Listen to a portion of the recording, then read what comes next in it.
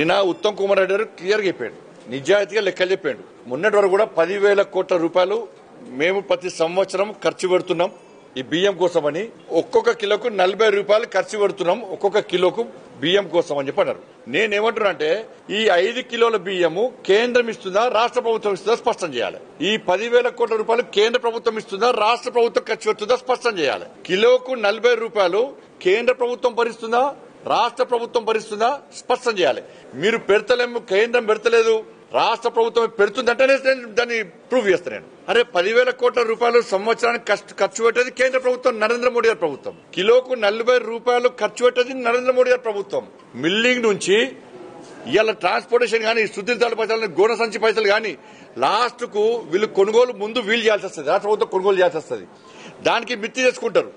ఆ ఇంట్రెస్ట్ పైసలు కూడా కేంద్రమే కడుతున్నది. అరే 40 రూపాయలు ఇచ్చేది మేము, 5 కిలోల బియ్యం ఫ్రీ ఇచ్చేది